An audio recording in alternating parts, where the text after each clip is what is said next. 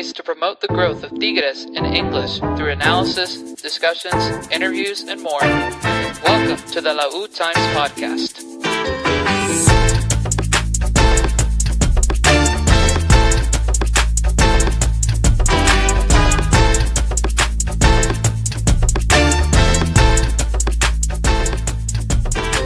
Alrighty, welcome back. Hopefully my microphone is okay here. Hopefully we have no more technical issues tonight, but it's good to be back on Lautimes, the only place where we talk about Tigres in English, the only podcast in the world talking about Tigres in the English language. We're powered by StreamYard, and we're very happy to be back with you guys tonight. I've got my boys with me. We've got a little bit of a lighter crew tonight, but that doesn't mean the show doesn't stop. Please help me welcome my fellow DFW compatriot up here, Edgar, a.k.a. Double L Nation, and our man down in Austin, the king himself, Loop Pop at Tigres English. How are we tonight, fellas? We are good. Glad to be back here, ready to talk about Tigres. Yes, sir. That's it. Short, sweet. I love it. I love it. Better than Chicharito, I guess, Dennis. There it is. There it is. I'm surprised we haven't mentioned anything about him the last few weeks. Let's leave it out, man. It's too controversial, bro. Yeah, bro. He's trying to do his redemption arc PR tour right now. So, and by PR tour, I mean just him posting his YouTube videos. Anyways, let me not go down that rabbit hole more than we need to. We're currently recording in the middle of the Tigres Femenil versus Tijuana Femenil game. So if you hear any random noises that pop up from time to time, then maybe because we're reacting to the game in real time. If you're joining us live on YouTube and Twitter, thank you for being here live with us. If you're on Twitter specifically, please give this stream a like, give it a repost, a retweet, however you want to call it. Helps us greatly to get this out to more people. If you're on YouTube, share the link with somebody, and don't forget to click the like button on this video as well. That genuinely helps us get out to more people on YouTube. And if you haven't subscribed to the channel already, go ahead and do so as well. All right, it's Tuesday night. Still relishing in that 7-0 goleada on Friday. With the men's team. Hopefully the girls can finish this out tonight, and then they play also on Friday this week. We're going to talk about them a lot. We haven't done as much of a deep dive on them as we probably should, but we will do a deeper dive on Amazonas tonight, and then obviously we have a lot with the men's team to discuss as well. So Edgar, as always, has prepared a wonderful outline for us. So Eddie, get us started with this first section. Alrighty, we're going to kick it off with a Tigres Leagues Cup recap. Los Incomparables had a successful run in the group stage of the 2025 Leagues Cup, securing 6 points to advance to the knockout round. They started strong with a dominant 4-1 victory over Houston Dynamo and followed up with a 2-1 win against San Diego FC. Their only loss came from a hard-fought 2-1 defeat against LAFC. Despite that loss, their performance was enough to qualify for the quarterfinals of the tournament, where they are now scheduled to face Inter Messi if he's brave enough to show up. Newcomer and World Cup champion Angel Correa was a key contributor, scoring multiple goals during the group stage matches. Can he continue his hot streak and help the team reach semis? Edgar, I'm just going to go kick it to you first. We did a little bit of a recap on Friday, but this will be a good time to do a deeper dive per se. But I want to kick it to you first, just kind of now that we've had some time to process, especially that LAFC game, your just kind of overall thoughts on how those 3 games in the States so far went, and anything that stood out to you besides the obvious of Correa, which we've already talked about pretty much at length. I'll be honest, I expected a lot more defensive play from Tigres. I expected low-scoring matches for all 3 of them. I was not expecting this many points coming. Well, I'll retract that. I was expecting us to qualify, and I was expecting at least 6 points. But I was looking at maybe 1-0, 2-0 max performances. So the 4-1 was really good. The San Diego match also really competitive and really good. I was a little bit surprised at the performance against LAFC, but not too much, just considering the really short amount of time between the games and obviously the traveling, which does influence performance quite a bit. But overall, I am satisfied with where the team is and excited for the next round.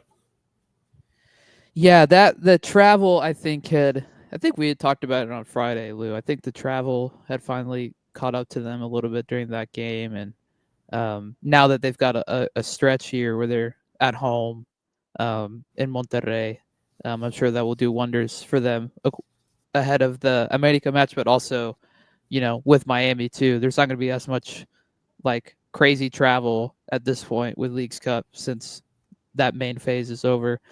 Thembi is back on the field, it looks like, and so is Jennifer Cordinali. So good to see them back on the field for Tigres Femenil. Although I feel bad, Ordóñez should have like 2 goals. I think, Lou, you were reacting to that chance that she had just now, that she sailed over the bar. Good grief. She's been so unlucky tonight. But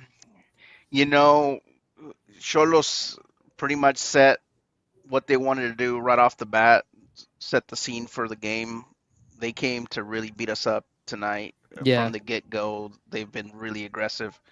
And a lot of, I complain a lot about the refereeing because a lot of times the referees kind of go along with that game plan. They allow a lot of hits, a lot of nasty slide tackles, and they don't punish dirty players. And I think it's hurting us tonight, and you're seeing it in the score. It's only 1-0, 67 minutes in. And, this game could change. I mean, they get us on a counter, they score and tie this game up, or they're going to frustrate us, and we risk dropping points at home. So I think this is one of those games where we got to be really careful, and we have to make sure we score another one to seal it, because otherwise we're risking dropping those points. Yep. I haven't seen Anika Rodriguez be so frustrated in a long time at the refereeing, but she's taking a ton of hits tonight. I mean, it's been nasty. Yeah, she's getting beat up.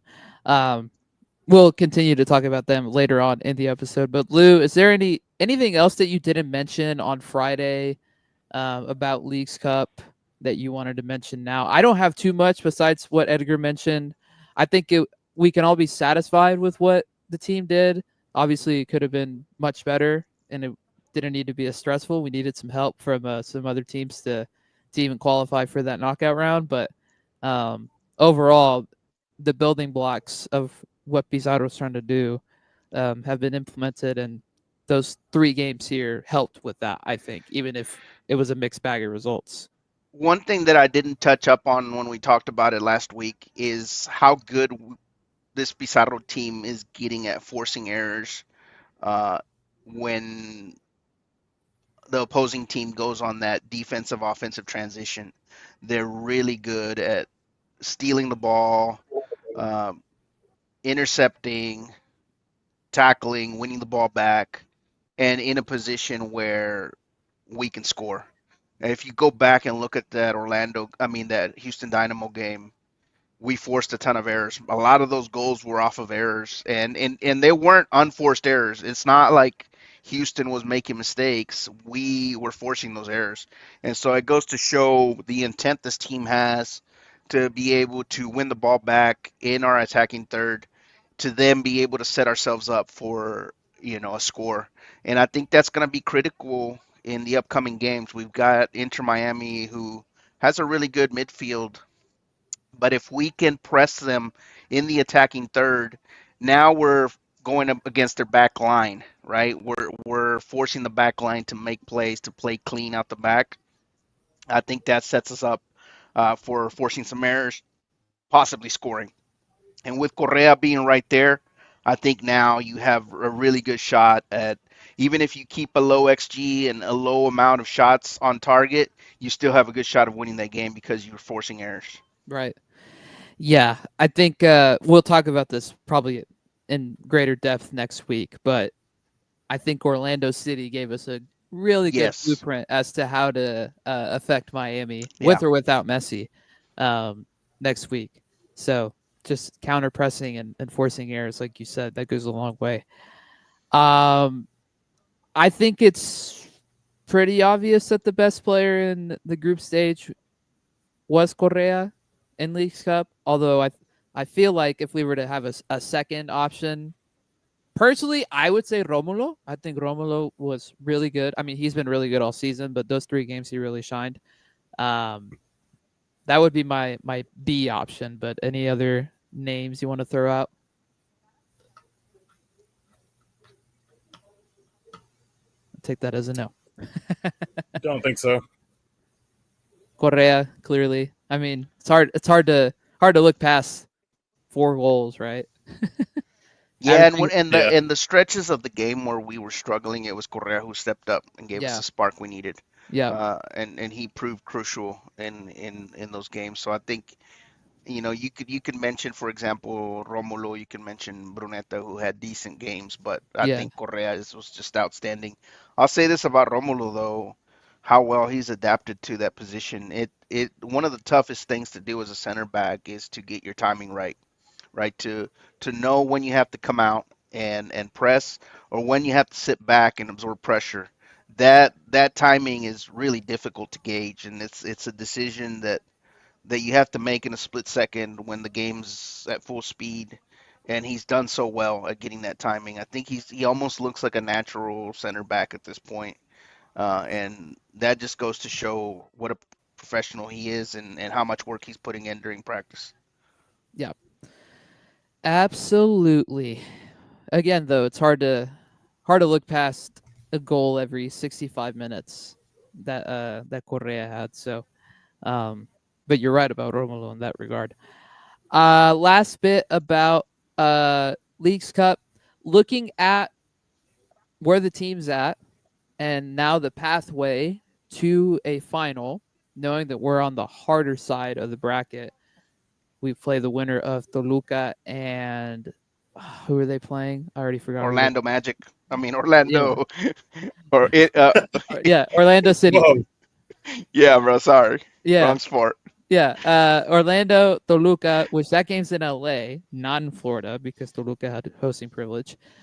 So that's the other on our side of the bracket. It's that other matchup, and then the other side is Seattle, Puebla, and Pachuca Galaxy. So we're definitely on the harder side per se, knowing Toluca being good, knowing Orlando has been really good, probably the best that they have been um, in a while. Do we see a way? I mean, I'm sure we do see a way, but how confident are you, both of you, in Tigres making at least the final of this Leagues Cup tournament? And if you're watching right now and hanging out in chat, tell us your opinions on this as well. But what do y'all think? I'm pretty confident that we can achieve the final. I think, without diving too much into Inter Miami, I think that that's definitely an attainable victory. And I do see this team, if they're consistent with how they've been playing, they can reach the final.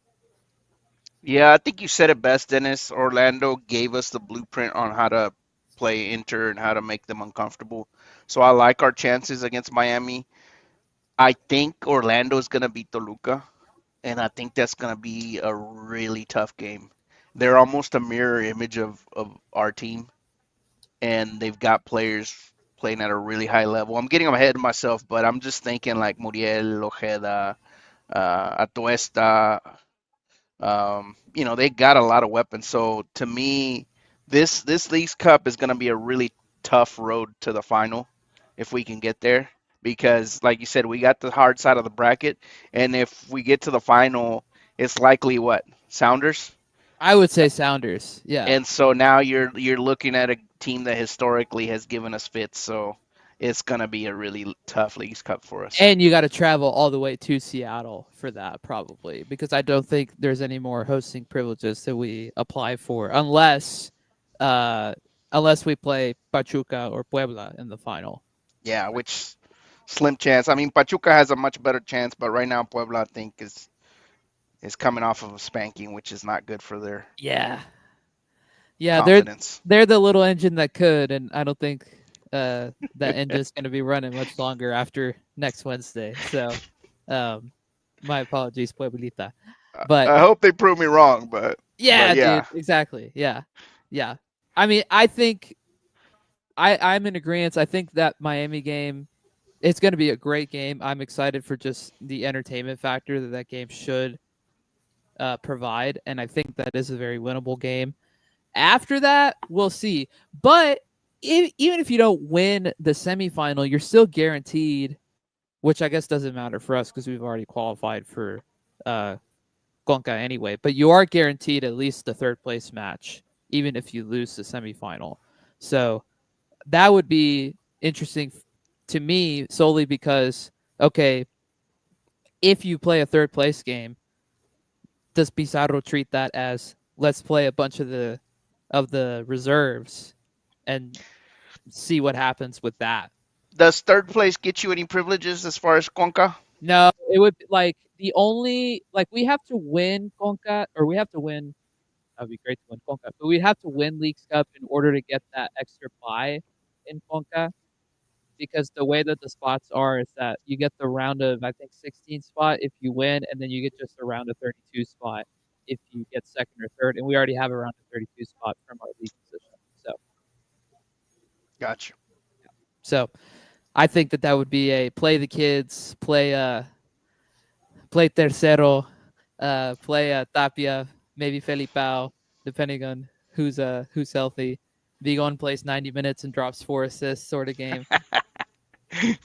I'm just getting ahead of myself, but yeah, I think that would be really interesting to just give those fringe guys a run and just see what happens against a team that's probably going to be wanting to qualify for Conca. So that would be really interesting. But all that matters right now is next Wednesday. So be ready for that. Obviously, we will do a big episode previewing that on Monday or Tuesday of next week. So get ready for that, listeners, viewers. And we're going to try to collab with some Inter Miami podcasts before next week as well. We have done one previously with our friends over at Battered Herons, and hopefully we may be able to do that again. But if not, maybe we'll find somebody else. There's a couple other ones that I'm aware of, but we'll see. We'll see what we can coordinate with those guys. So moving on to a very brief recap of the spanking on Friday against Puebla. Edgar, go ahead and read off that outline for us. Alrighty. Tigres versus Puebla recap. For match day number 4, Los Incomparables delivered an absolutely dominant performance against Club Puebla, securing a resounding 7-0 victory at the Volcan. Eruption after eruption, the match was truly one of the best experiences in a long time. Angel Correa scored his first Liga MX goal in style in the 55th minute with a beautiful shot that made headlines. And another sweet moment to close the night was club legend André Pierre Guignac ending his goal drought with a penalty in the 93rd minute, also scoring his first goal of the Apertura 2025 season.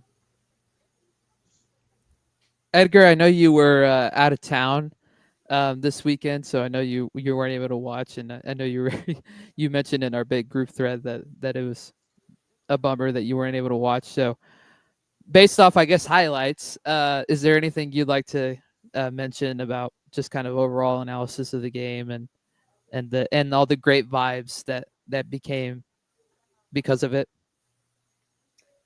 Truthfully, I wasn't expecting our side to be as offensive as they were. You know, we've always been that team that has that capability and that potential, but doesn't necessarily unleash it just because coaching style and strategy doesn't always permit it. So the 7-0 was a bit surprising to me, but I think we did great. I think we dominated 100%. And I think, you know, I'm not to belittle Puebla in any shape or form, but we can expect more great performances like this from this team. Yeah, I think the only other additional thing that I would say outside of what we already said on Friday, just that I've had some time to think about it, is just the fact that there was a spirit of togetherness in the team and a spirit of like staying competitive, even though we had such a big jump in the score, and even though in previous encounters, Thembi, you got to score that. In previous encounters with teams like Puebla, we stooped down to their level, so it was nice to not do that and to actually be the dominant team that we should be, um, in that scenario. So that would be the only other thing I'd add to that. Lou, I'm sure you don't have much else to add besides what we said on Friday, but I'm still living off the high of that game because that was so fun, and Twitter was great that night. Social media was just, it was great the like next few days after that. Um, and based on other league results, to get a big goal difference now this early is a big deal. Magical nights at El Volcán, man. We just basically set the bar for what El Viernes Botanero should be. I don't want any more low scoring games against the Pueblitas. But, just getting serious, I think as fans, we get very high in these situations, and rightfully so. We're happy for the result. It's not the type of result you get even every couple of years. It takes a long while to get a result like that. So happy for the boys, happy for our fans, but there's a section of the fan base still very unhappy with some of the signings, some of the decisions being made. So there's a section of the fan base waiting for us to stumble, and all I can say to our fans is stay even, right? Don't get too high on the highs and don't get too low on the lows, because there will be a lot of haters saying, "Hey, I told you so. I told you this team was gonna, have a setback," but we're on the right path. There is reason to trust in Guido Pizarro and his system. There's reason to trust in the boys. And if we do have a setback, either in Leagues Cup or in league play, is let's just stay the course. I think there'll be a lot more happy moments than sad moments this season. Yeah, and hopefully that game, as great as it was, hopefully that's not the peak of our season, right? Like hopefully we're not looking back in December and saying, "Oh, that was the best moment of the season against a mid." Hopefully, the best moment of the season is us lifting one or maybe two cups. That's Yeah. that's what we want, right? But yeah, you're right. That's a good mentality to have as a fan base. It's just to stay even keeled, especially this early. I mean, it's still August. Like Yeah. this team is still in its early stages. Um, this Pizarro project is also still in its early stages, so there's nothing to get super crazy on as far as like takes just yet. There's still some evidence to be made with this team. So now moving on to the next match for our men's team, a big match this Saturday at El Volcan. Talk to us about it, Edgar. That's right. Up next, Tigres will host Club America at the most passionate stadium in all of Mexico. Both teams enter this clash in strong form and high in the league standings, setting the stage for a dramatic showdown. Tigres is coming off a dominant 7-0 victory, as we just discussed, in their last league outing, with key players like Angel Correa and Juan Bruneta in exceptional form. Club America, meanwhile, has shown resilience in their recent games and have added a new attacker to the ranks with former Newcastle man Alan St. Maxim, who will walk away with the 3 points. Let's discuss.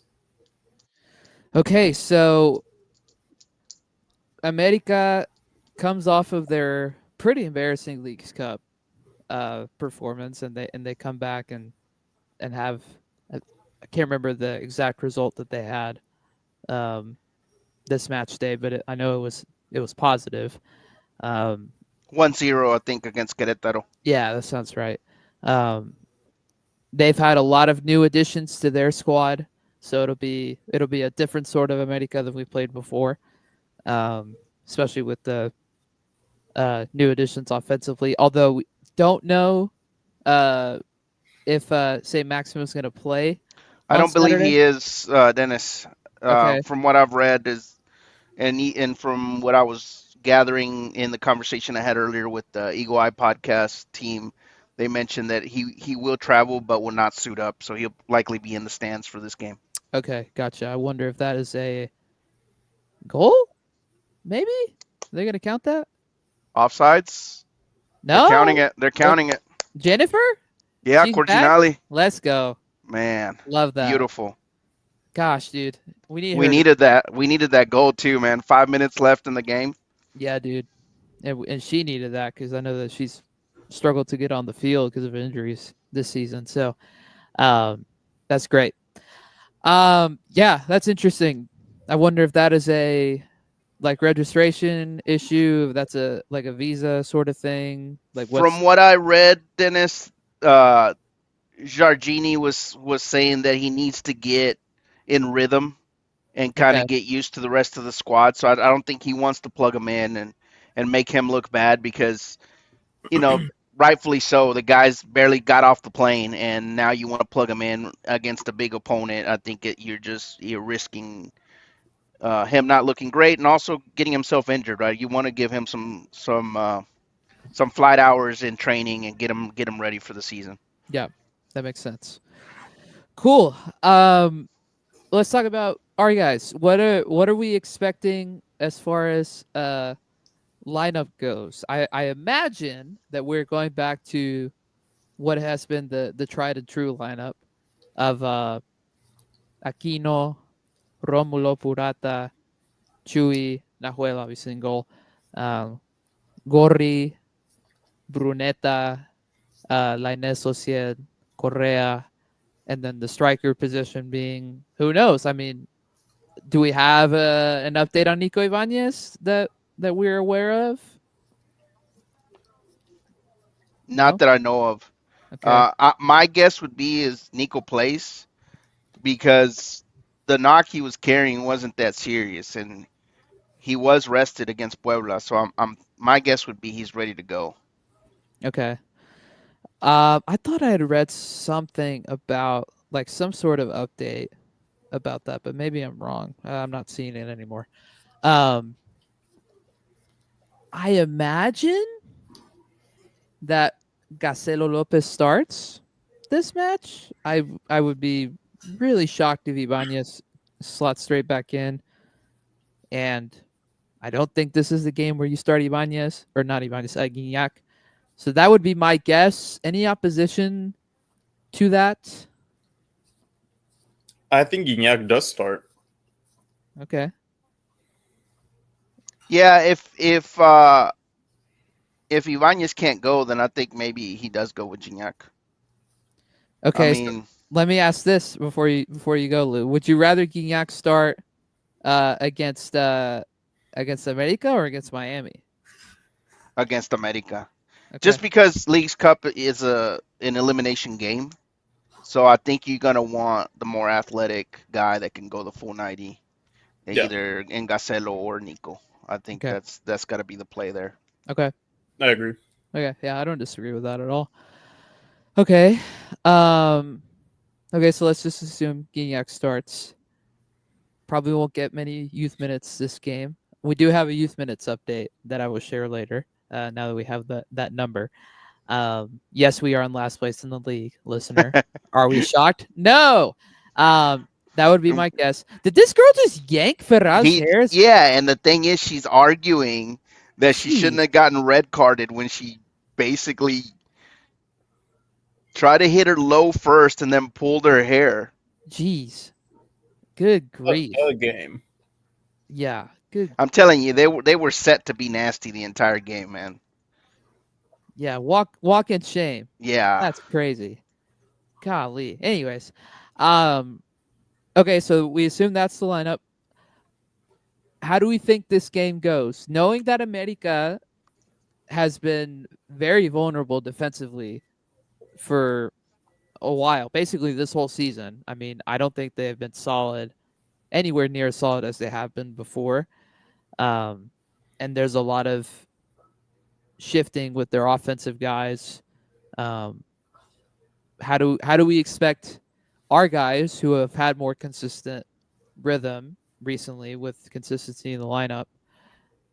How do we expect this game to pan out, knowing just kind of where we're at, the good vibes that we're on, and where America's at, knowing that they are not as strong as they have been in previous points over the last year. You saw that too, Lou? Go ahead, Edgar. I'm still reeling from this missed goal. I thought that went in. I thought it did too.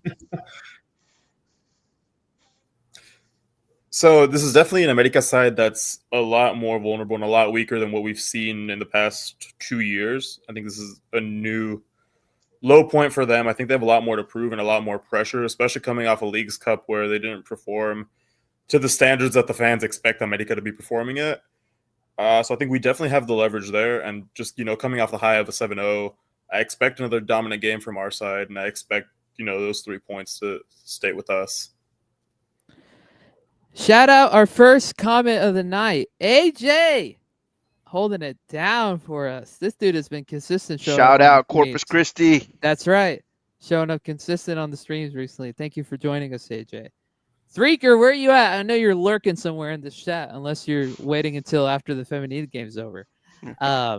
Anyways, yeah, Lou, how do you think? Is there anything? Man, I'm gonna be brutally honest with you guys. All right.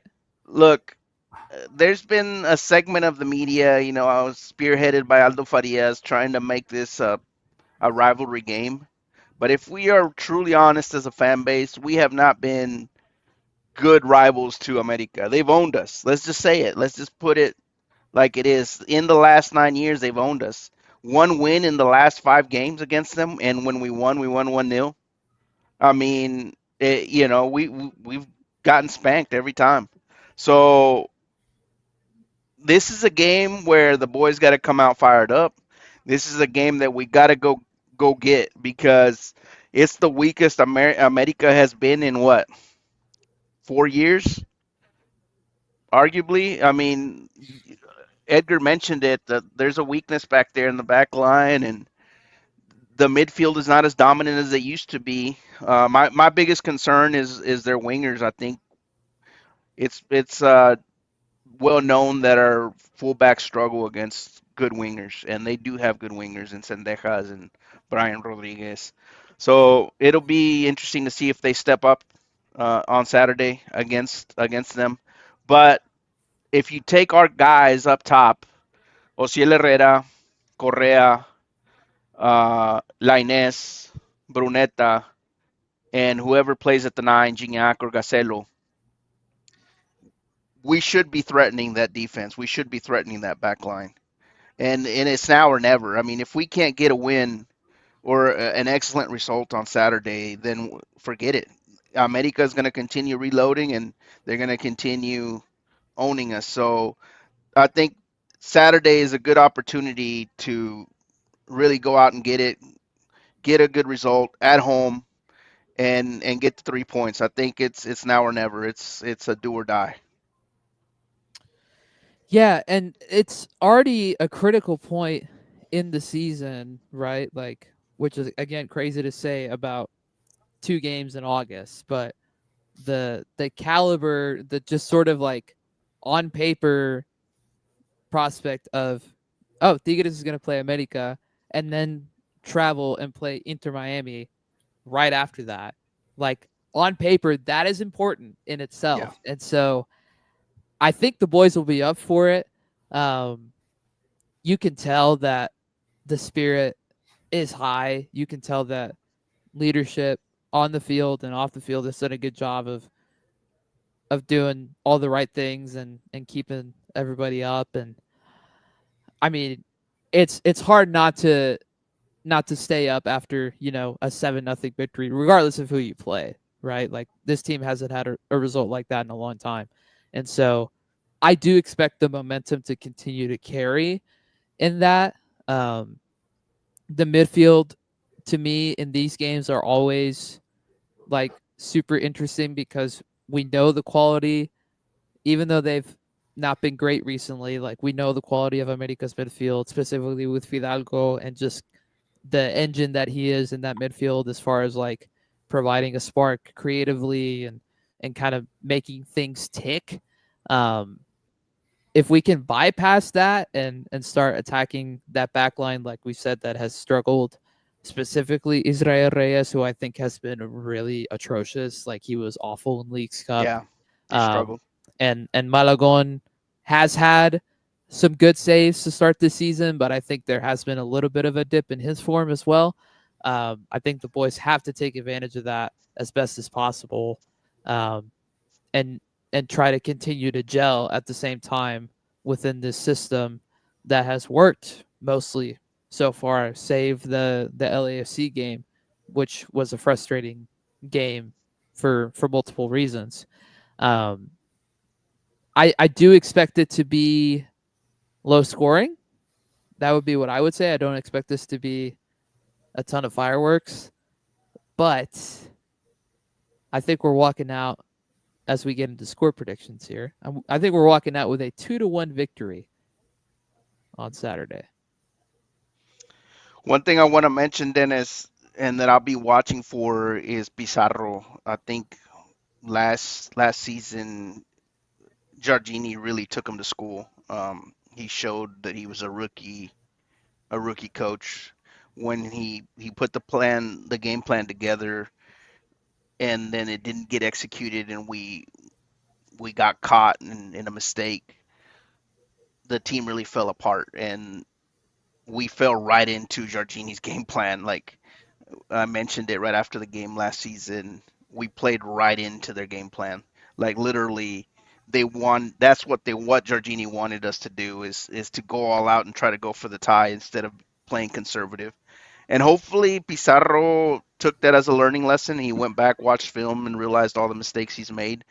That's one thing I really trust about Pizarro is that he's very flexible and that he studies film and that he really thinks about these games. And so to me, that's one thing I'm going to be watching is how does Pizarro handle this game? How does he handle it if we do face an adverse score maybe towards the beginning of the game? And on the psychological aspect, how do the boys handle it as well? I thought we fell apart mentally in that game as well last season. So, and it showed in the score 3-0, we lost. So I think it'll be interesting. I'm not in agreement with you. I think this is going to be a high scoring game. Okay. So I'm going 3-2 on my score prediction because I think there'll be some fireworks and it'll be some back and forth. I think it'll be an entertaining one. I think we keep that scoring machine moving. One thing that I will say, just to kind of buy some time until Edgar comes back, I think it's important that our fullbacks stay solid and that Pizarro is not afraid to switch out some guys if need be. I know we don't have great depth per se in the fullback spot right now, but I mean, regardless It's of what the result is, if Aquino's getting cooked, right? Like yeah. you don't want him to stay the whole 90, right? Like you might as well bring on Loroña just to bring on some solidity You've there. got options. You got Loroña. You could plug in Joaquim, and Joaquim got injured, didn't he? Is that what happened? He got injured. They say he finished practice, so I guess he's questionable. But if Yeah. he's available, you can plug in Joaquim at the center back, slide Zwarg to the fullback position. You've got yourself a great fullback, shutdown fullback there. So you've got options. Loroña too. So Okay. Edgar, I'm glad you're back. Your score prediction, my friend, ahead of this game. So I'm leaning more with Lou. I think we can nail 3 goals. I don't know how many America is going to score, though. But it will be a high-scoring game. We're going to take the victory. I just don't know if it'll be a 3-2 or 3-1. Okay. Okay, fair enough. Rock on. I hope I'll be able to watch a fair amount of this game. I'm flying out to Colorado on Saturday, so I'm going to try to catch as much as I can in the mountains, which I'm very much looking forward to. 8 o'clock kickoff on so Saturday. So 7 Mountain Time. Yeah, okay. I should be off the plane by then for sure. Cool. This game on Saturday, for all you people watching and all you people listening on podcast later, where to watch? Estrella TV, Fox Deportes. It is on Telemundo this week. It is the Telemundo game as well as Universo. Those are all the channels that I saw earlier on YouTube TV. I would imagine it won't be on FS1 like last week's game was, but if it is, that would be great. But you have multiple options to watch the game on Saturday, regardless. So, okay, this timed out really well. The feminine match just ended, and they are our next subject or next topic to discuss tonight. I love that you put on the outline. Just you didn't put a ton of notes. You just said "Pues ahí andan." I think that's Good somewhat description. accurate. But they just finished up 2-0 win at home against Tijuana Femenil. Their next game is on Friday, also at home, I believe, against Pachuca Femenil. Which that's a quick turnaround. A lot of home games to start this year. I feel like we've played most of our games at home already, which I'm sure that'll be interesting to see how that balances out once we get to the back half of the season and how much they play on the road. But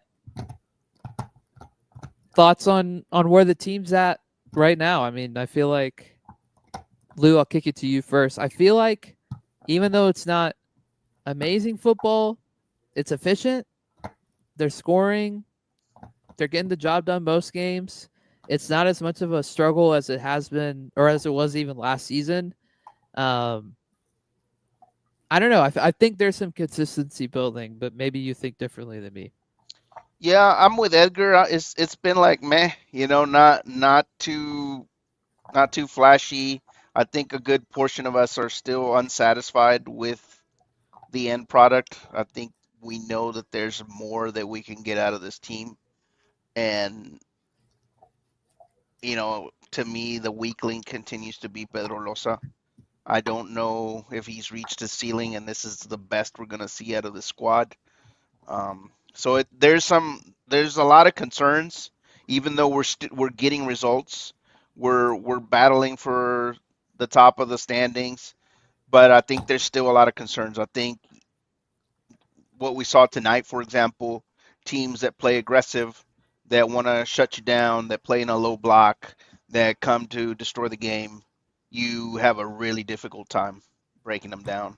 And then you get exposed on the counter. So there's still a lot of things there that I feel like we need to fix going into Liguilla. We we haven't truly faced a contending team yet this season, right? I think Pachuca is going to be our first big test, so we'll see. But we weren't spectacular against Atlas. We weren't spectacular tonight against Cholos. I think our big win was what Santos. I think we put them away pretty easy, but it's a squad that doesn't have a ton of talent. So to me, there's still a lot of concerns, and to me, Pedro Loza continues to be our weakest link. I think no matter what happens this season, we need to find a coach that we can trust for the long haul. I do think, though, that there has been a better form of play. I think it coincides with the fact that Stephanie Mayor has not played recently. I believe she's nursing an injury. Is that correct? Because I don't think she's even listed in matchday squads right now. But I think that matters, right? Because I do think that, unfortunately, she's not a starter anymore, and I think that. But do you trust Pedro Loza to keep her out when she's healthy? Yeah, that's the thing. I don't, unfortunately, but I hope that even though they're not, again, amazing performances, I think that they've played better recently when she hasn't been in there, right? And so you would imagine, especially you have really interesting depth towards the front line now. Anyway, now that Thembi's back, she just came back tonight. Cordinali's back. You've got options there, man, that you can slide in that attacking midfield sort of role. You can rotate. I would love to see a game where we play like a 4-2-3-1, and Thembi and Ovalle are on the wings, and then you have Maria play as a 10, and then you can have the three of them just kind of interchange. I don't trust Loza to actually do that, but that would be something that I would do if I was him. I just think you have better depth like towards the front, and you don't necessarily need Mayor to be like in there, and especially in the midfield where she's not strong and she slows our game down a ton. But you're basically playing right into my argument, Dennis, because you just mentioned that you don't trust Pedro Losa to do it. Yeah. Like Yeah. the thing is, he's got so many weapons and therefore so many variables, so many things that he can change. Yet he's very set on a certain 11, Yeah. and that's what concerns me. Is that even when the team might not be looking the best with a certain 11, he is unwilling to really change anything until the team is really facing adversity. Yeah. And so that's what worries me the most, because yeah, you can get away with being stubborn against the Tijuana, for example, but what happens when you play a tough America Femenil team, for example? Yeah, who's been really good this season. They've gotten off to a good start. I don't know, man. A man can dream, right? Like I think a man can dream. Um, Edgar, I don't know how much you've been able to watch them so far, but is there anything else you'd like to add to just that sort of general feeling of meh around the girls right now? No, I mean, I have the same sentiments as you guys. Not a whole lot. I mean, I think we're getting more of the same. Slight improvement from Mila Martinez, but nowhere close to where this team needs to be. And, kind of, it's the never-ending circle of we're really critical of this team, but with the victory from tonight, they're now first in the league standings. But it's not fulfilling. Yeah, it's just not aesthetically pleasing footy, and we know that Yeah. there's so much more considering the talent and the talent that we brought in. Like, I would say that there needs to be more. Like the performances need to be more convincing, and they're just not right now. I do want to ask you guys this. We've gotten a fair amount of games now with this team. Who's been the one, maybe two standouts with this feminine side so far this season? I think there's a few candidates, but what do you guys think as far as like who's been like the main girl who has shined the most? I'm gonna have to go with Ordonez. I've been really impressed with her. I knew going in that she was gonna be different because her size makes her really tough to defend. Um, she's gonna be really good on crosses in the air, but I've been impressed with how well she's linked up with Owaye.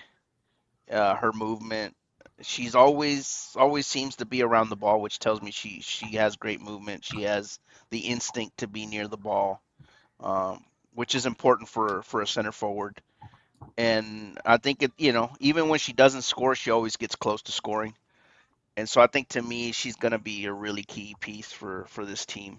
Um, Defensively, I continue to like Farmer a lot. I think she's a piece that we can plug in at center back, but she can also play holding mid. Very versatile. So those two to me are the standouts so far this season. Okay, Edgar. Definitely have to agree with Ordonez. Her presence on the field's been known. It's making a big difference this season. And for me, Maria Sanchez just having her back, I think that's another presence that you just can't ignore. Yeah. I agree with everybody and with those answers, so I'm going to be different.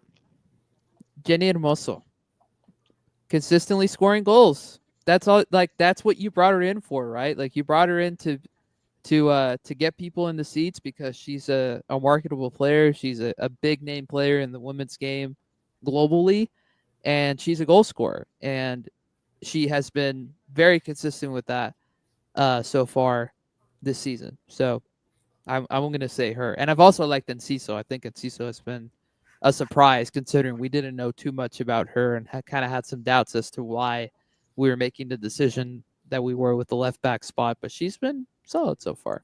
So Yeah, and Cecil was one of those that I thought, oh man, why did we go after her? But I can see now, like, definitely a speedier fullback than what we've had. And so far, she shut me up. So yeah, I'm happy. I'm happy with her performance. yeah, kudos to her. Again, their next game is on Friday against Pachuca at home. You can catch that game on Estrella. Apparently, Telemundo also has our women's home game rights, but I haven't seen that like pop up on my YouTube TV. So maybe it's only on Universo or it's through somewhere else. I don't know, but you can at least watch that game over on Estrella. Okay, winding down here, we've got some interesting transfer rumors, news, bits and bobs that we got to touch on real quick. Joaquim, who, as we mentioned, got hurt in training today, but is being scouted over in Europe, which I think in any other situation we're like, oh, that's great. That actually would be pretty good. But then you look at the team that's after him, and it's a certain team in Spain that just got promoted to La Liga, and a certain team that hired our ex-head coach Veljko Paunovic and Real Oviedo. Threedger! I knew you'd show up. Saying Telemundo has been showing on YouTube streams for Amazonas randomly. Okay, interesting. Okay, That's good to good know. to know. No idea. No idea. Thank you for informing us of that, my friend. So yeah, he is the subject of that interest, which again, I don't think any other I honestly doubt any other European team is looking at Joaquim like that. The thing that I saw was that we are dead set on if he's going to go, that it needs to be a permanent buy, but I think they want a loan or something like that. I'm not totally sure.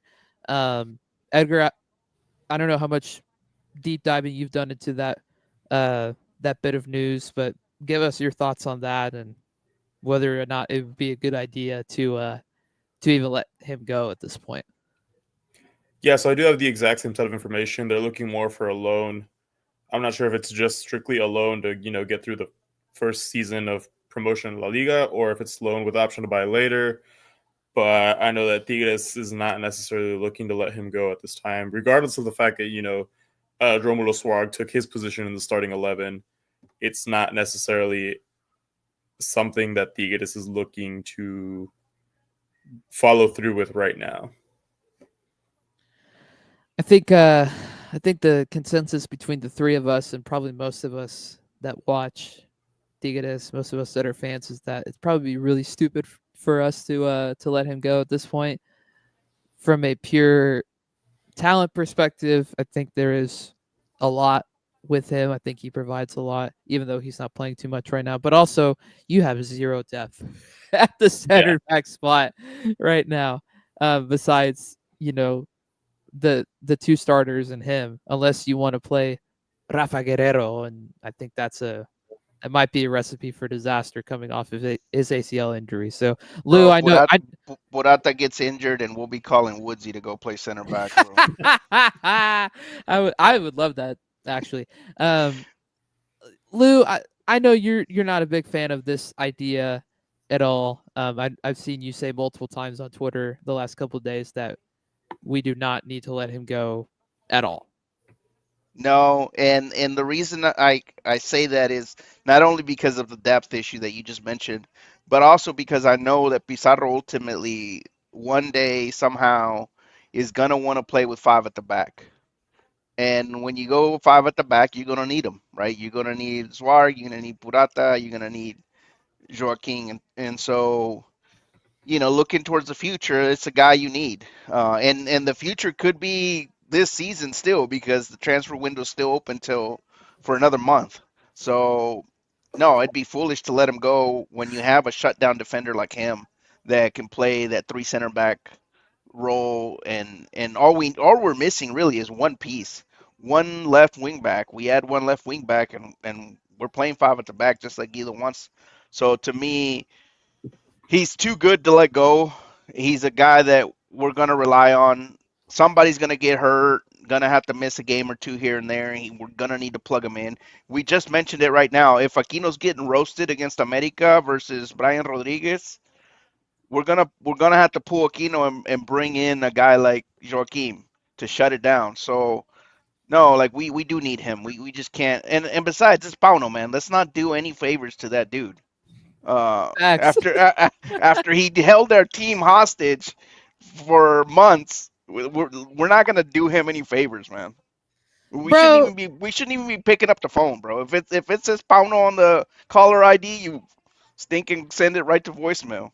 Bro, they shouldn't even be promoted, bro. Like they got lucky with that relegation or promotion final that they played. Like they should not have had a chance, but here they are. Anyway, I hope it doesn't happen. I think it'd be very stupid. Now, one surprise this week.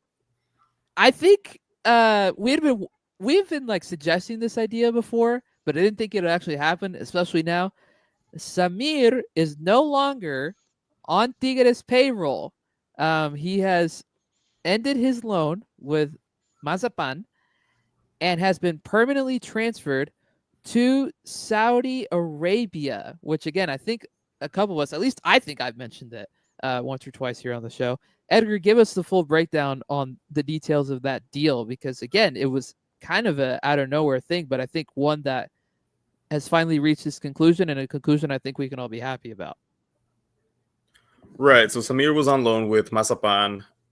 If I understand the situation correctly, Tigres was paying a percentage of his salary, and Mazapan was just paying the other one. That was just the best way for Tigres to be able to keep the player happy and get him off the roster sheet, not have to register him.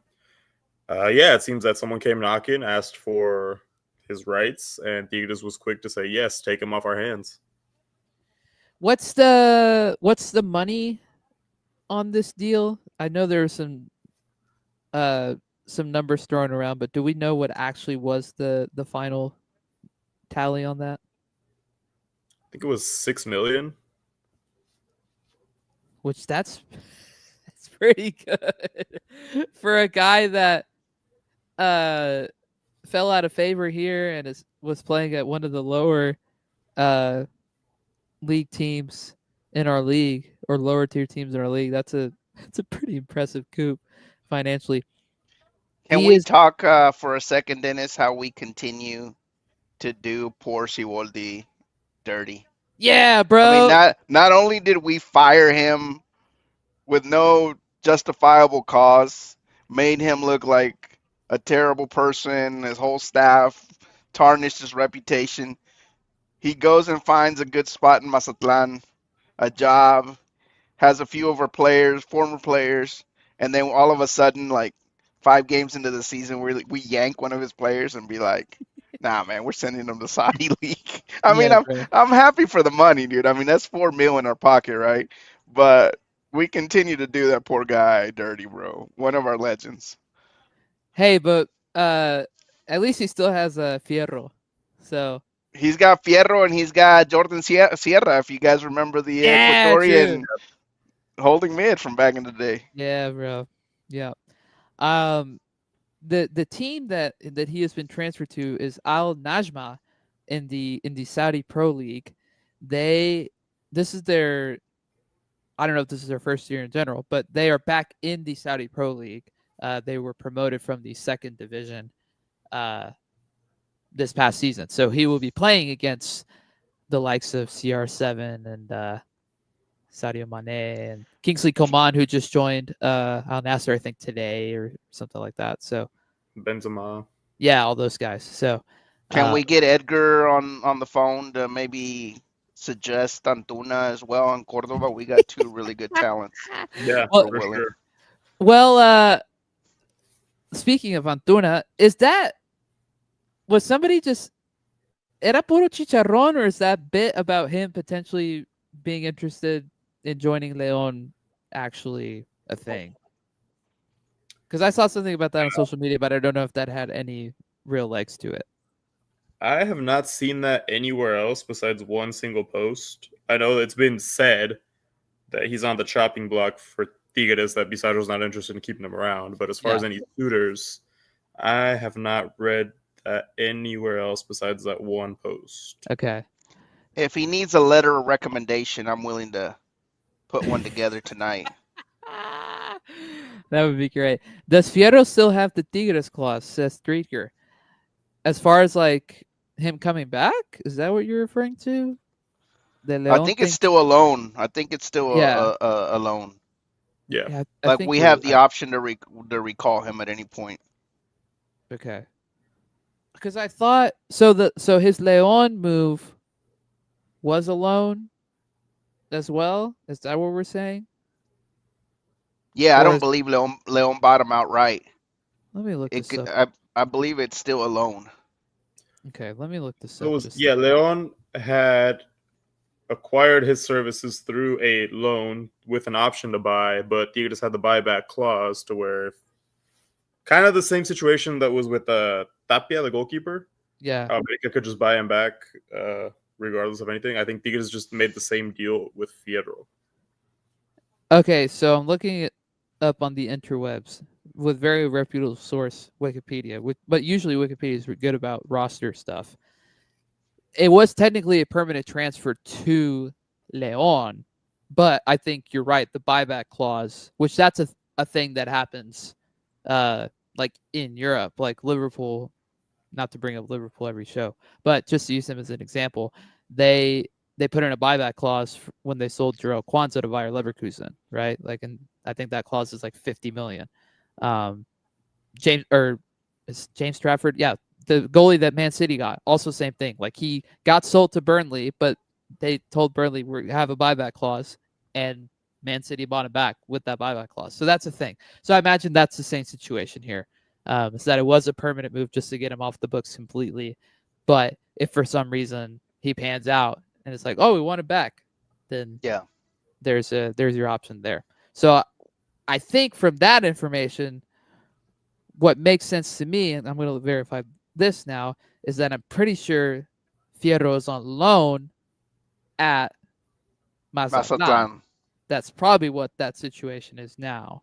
If my information is correct. Yes, that is right. Yeah, he is technically on loan to Mazatlan, so he's technically a Leon player permanently as of now. So that was too much screen time for Sebastian Fierro, who hasn't done anything worthwhile for us ever, except 2 games. So anyway, that was the big news, the big surprise of the week, with Samir officially departing Liga MX. Now, there's another thing on here on the outline with Juan Bruneta. Edgar, please explain that note that you made about him being linked to South America. I'm not gonna lie, I don't remember if this is 2 separate rumors or if one of them was Uma and one of them was credible. But Bruneta being linked with Gremio and Boca Juniors. Okay, so the Gremio thing I know had popped up recently, but is Boca trying to get him again too? Like, are we having a rerun of the winter when they were trying to get him? Is that what's happening? I believe both of those have recently resurfaced, but only one of them is credible. Okay. Interesting.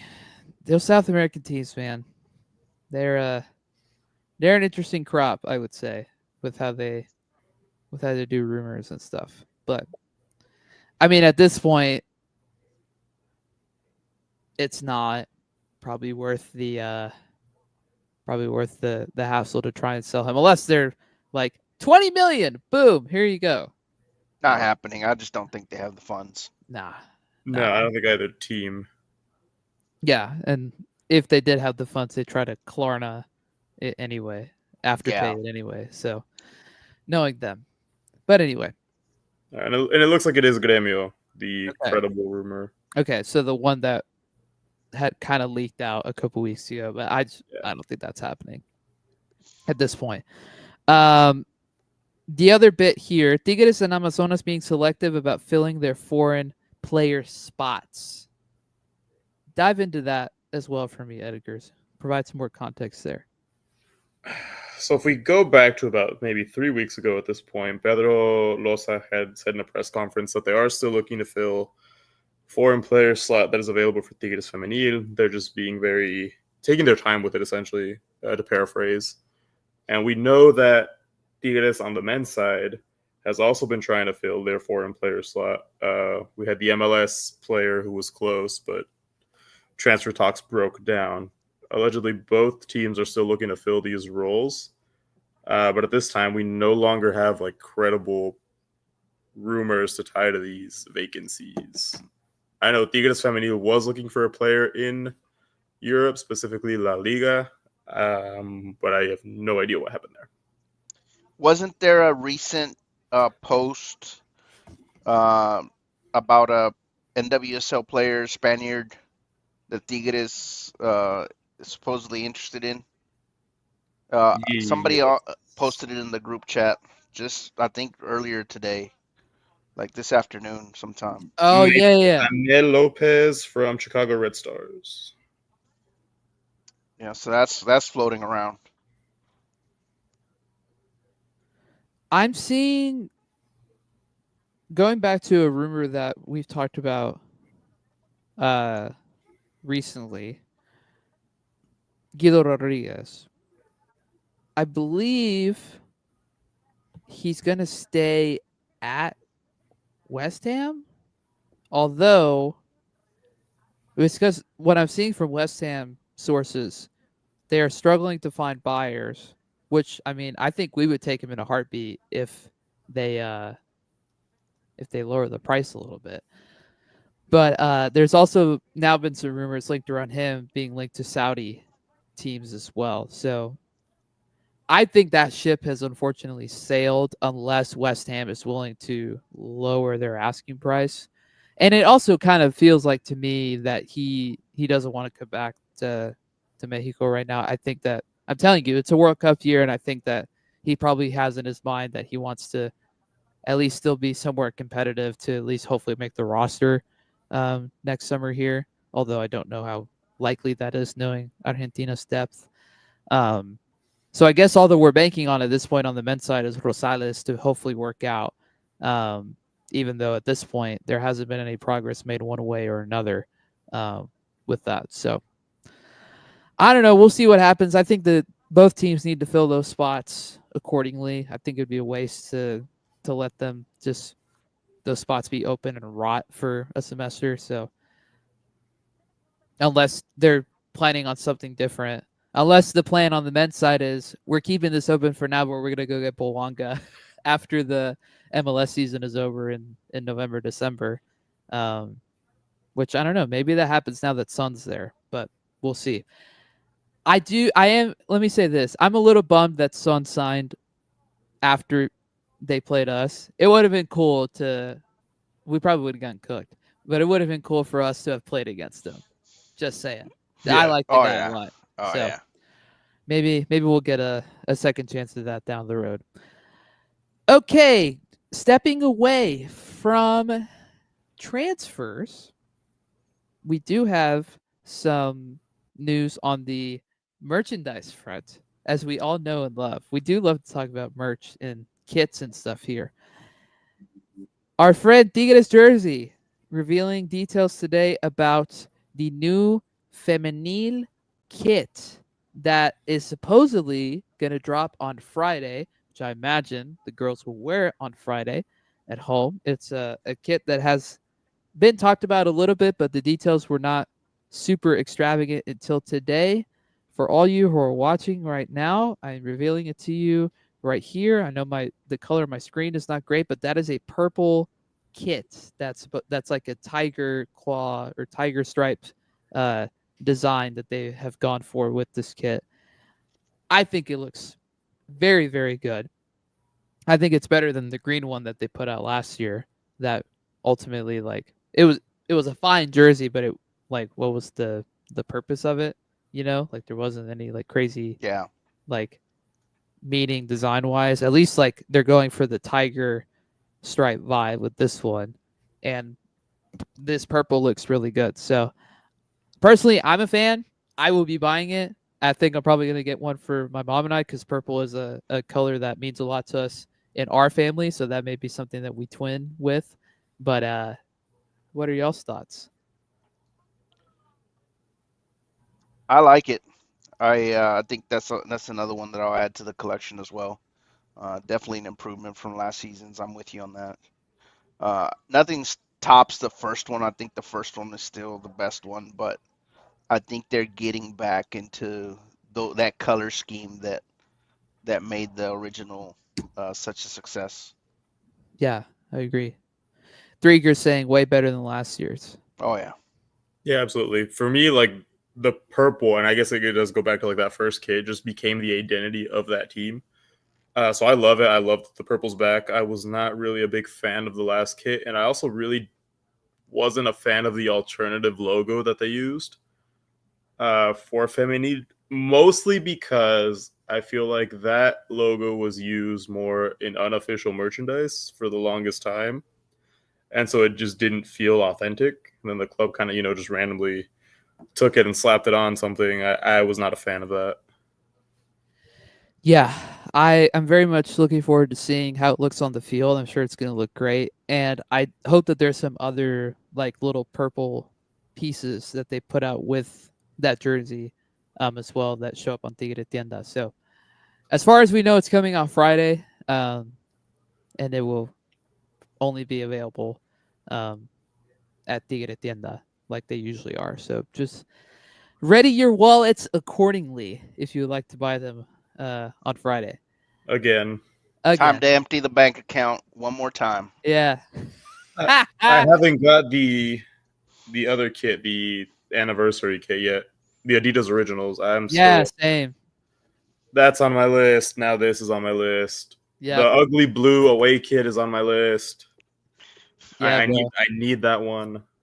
Yeah, bro. I still got to get the long sleeve home jersey for this year. I still got to get the Sambas. I still got to get the anniversary jersey. This Did you team. guys get the training jersey? The That's no on my the list. pregame match jersey? The That No, one. beautiful blue kit. the pre-match. What about the pre-match, Lou? Do you like it? I like it, dude. I like the pre-match and I like the training kit. Yeah, the training kit's Training great. kit is phenomenal. Are And you yeah, the pre-match is also really good. are you the you might be the only person that I know that's gotten the pre-match. I don't know anybody else in our group that has gotten it. But it does look good. It's nice. It's really nice. I saw a leak, or maybe it's not a leak, maybe it's actually out now. MLS teams put out a new like pre-match jersey, and I don't know if it's like the Hispanic Heritage one. It's labeled as Celebrate Diversity. Don't really know what that means specifically. United we play. So I don't know if Tigres is going to have something like this, but I kind of like this design. Yeah, I I think it'd like be that really too. interesting. So I don't know. It's Uh, giving 2006 Windows background, but I like it. da da da da da da. Yep, you're right. That is funny. Um, yeah. Hopefully they do something like that, or maybe there is a whole different design for the Hispanic Heritage month kit, which will come out next month. So we'll have the answer to that pretty soon. Also, okay, here's a bit I want to say. If you are a T-Mobile customer, like I am, and if you have the T-Mobile Tuesdays app, there is a Adidas promo going on this week that goes till next week. 33% off. Not every item in the store, but a lot of stuff on the Adidas website. And that does include the Leagues Cup shirt that they've been wearing on the road. This one and the blue one as well. That code does apply to this shirt. So that shirt becomes, instead of $35, it's $23.45. So all you who have T-Mobile and have access to that code this week, I would recommend doing that because that's a really good deal for a T-shirt, especially in the year of our Lord 2025. In this economy, I would Which get on that. Tigres jersey also posted about the 25% off for the home 25-26 jersey. Yes, that Yes. has been going on with Fan and player edition. yes, that's been going on at Adidas as well. So go check that out. I know Dick's Sporting Goods was also. Oh, and the kids size is also discounted as well. Nice. I think Dick's Sporting Goods was also running that lower price at some point recently, but I don't know if they're doing that now with the home jersey. So, anyways, there's plenty of deals that you could probably get on. if you looked deep into it. Last but not least, we do have a vault moment this week to discuss. Edgar, reveal that for us. That's right. Our one from the vault moments, because Alfred was not able to contribute. He's usually the one who handles it. 2024 Tigres versus Inter Miami. 2-1 goals from Brunetta and JP Vigod. Oh man, take me back, man. That was such a fun weekend. Edgar, you got to end up sitting with me and my buddies for that game. We all got to see each other, I'm pretty sure, for the most part. The vibes that day were just astronomically high. The stadium wasn't packed, but it was filled up pretty well. The game was fun, even though a lot of the stars didn't play, especially for Miami. I just missed that weekend. That was such a fun experience. So take me back. Golazo de Brunetta. Remember him and Nico Ibanez doing a little give and go, and he placed it upper 90. The crowd went crazy. We had such a good turnout for that game. You could hear all the chants really clearly throughout the stadium.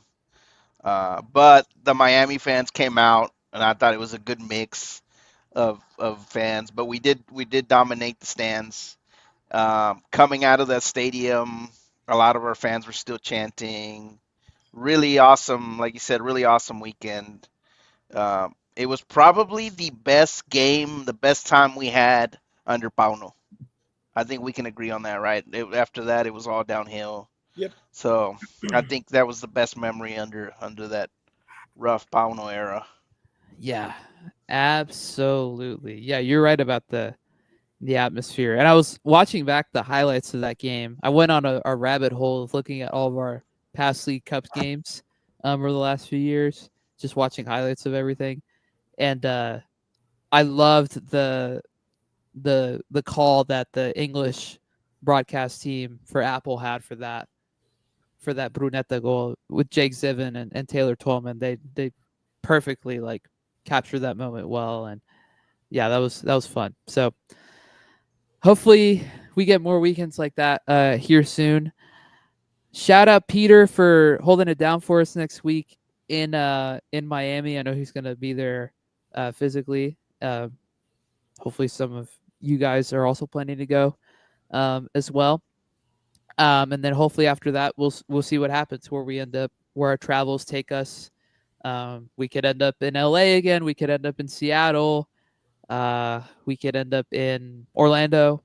We could end up at a neutral place if it's League MX versus League MX. So there's a lot of different options still that we could get to if we advance on Wednesday. So just be on the lookout for that and plan your trips accordingly. I'll reveal this to you guys. I currently have a trip planned to Nashville at the end of the month. That is the weekend of the final.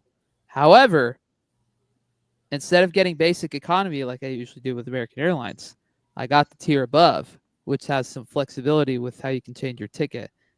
I purposely did that in case we do make the final and it is feasible to travel up to wherever that game is at. So we'll see what happens. I'm hoping that ends up coming into fruition, because I would love to have a little spontaneous change of plans in a good way because of this team that we support with all of our heart, mind, and soul. So and you know what happens when we get you to a game, Dennis? That's right. That's right. Already thinking about my first appearance this season in Monterrey too. Hopefully in October. That Cruz Azul game is what I'm eyeing right now. So I know Alfred is going to be at the game on Saturday. I don't know, there might be too. I think he was mentioning that, but I know Alfred will be there. So hopefully he'll be our good luck charm for that match as well. Yeah. Am I missing anything? I think we covered pretty much all of our bases. Yep, I think we've got everything on the outline. Sweet. We're doing score predictions and everything for Miami next week, right? Yes, we'll do the deep dive. It'd be good to wait until then just to hopefully see how things happen with the America game, but I think there's a different conversation on how that game goes slightly if Messi's healthy versus if he's not healthy. So Yeah. I think it's worth waiting on because nobody knows his status. Miami has always been very weird about like how they communicate his injuries and just like his progress. They were like this last year when he got hurt at Copa America. So I don't think we're gonna know until day or two before. I don't think he'll play this weekend in their game. So we'll see. So that is it for us tonight. If you're watching right now, thank you for being here. If you're listening on podcast later, thanks for listening. Thanks for subscribing and supporting us. One of the last things I'll say really quick. We are looking for some new voices to join us here on the show. Woodsy, come back, my friend, if you are able. Sean, is this your time to come back? I'm also going to name drop somebody else in our group thread, Carlos. Carlos. You want to join in on the show? Seriously, we're looking for new people, kind of trying to spread the wealth a little bit. Also, Alfred and Arnoldo just being open about what's going on with them. They're not going to be as available right now, at least. So we're looking for more voices to fill out the show. So if you're interested, let us know. DM us on Twitter, send us an email. We do have an email, low-timespot@gmail.com, if you would like to email us there. But I know most of our people are on Twitter. So get in touch with us there if you'd like to help us be a part or to help be a part of the show in some way. And also, it'd be nice to have new voices around. I think when we do bring new people on, like when Alfred came on, it was nice. He brought a breath of fresh air with his perspective, with his hot takes per se. So maybe you guys out there don't have necessarily hot takes, but if you've got some takes that you want to say here on the show, like let us know. We want to know that and hopefully get you plugged in. So Also, Femenil fans. yeah, If anybody's Yeah. interested in doing like a standalone Femenil thing, we'd love that. yes, please. We've been trying to be consistent with that about them, but it's always a little difficult. So if we got any dedicated people out there, like Lou said, like please let us know. It goes a long way. So that's it for us tonight. We will be back next week, Monday or Tuesday. Not sure what day just yet, but we will be back to recap this America game, to recap Femenil's game on Friday, and then to look ahead to the big match on Wednesday against Miami. So be on the lookout for us to come back on Monday or Tuesday, right here on Twitter, right here on YouTube, on podcast later. Join in, as Threaker's saying. Join in, even on the chats. Come on now, Threaker Yeah. gets it. We want more of you guys to join in. Check Twitter as well this coming week if we end up doing a collab with any Inter Miami show. We'll let you guys know. And then also, I'm sure you will communicate this, Lou, but Lou just jumped on the Eagle Eye podcast with the America guys earlier tonight. So I don't know when that episode is getting posted or if it's already live now, but be sure to check out Lou's appearance on that show as well. So follow Yeah, I us. think that Eagle Eye podcast episode gets posted tomorrow, and I'll share it. And also got an invite from the Battered Herons podcast for next week, so we're gonna right. try to see if maybe we can borrow one of their guys to come on our show. Yeah, that would be awesome. Yeah, we need to get one of them to join this time. I know that they got you last time, so it'd be cool to have a repeat of the Cincy game and have one of their guys join. So follow us on Twitter, on Instagram, on YouTube, on TikTok. Let me throw up the banner real quick. Let me be a good producer at all these handles here on the screen, or if you're listening on a podcast later, or if you watch this back on YouTube, you can look at the description and check out all of our handles there. You can email us. You can communicate with us in whatever way best fits. You can also follow all of us individually at Double O Nation for Edgar, at Tigres_English for Lou, and at my name, Dennis Garber Jr. over on Twitter, X, however you want to call it. If you don't call it Twitter, I think you're crazy anyway. But that's all for us tonight. thank you for being here. Like I said, we'll be back next week, so be ready to tune in, be ready to engage with us, and we are looking forward to it. Looking forward to another great weekend of Tigres footy. Till next time, y'all be good. Arriba la U. Edgar, Lou, thank you for being here. Always Peace. pleasure.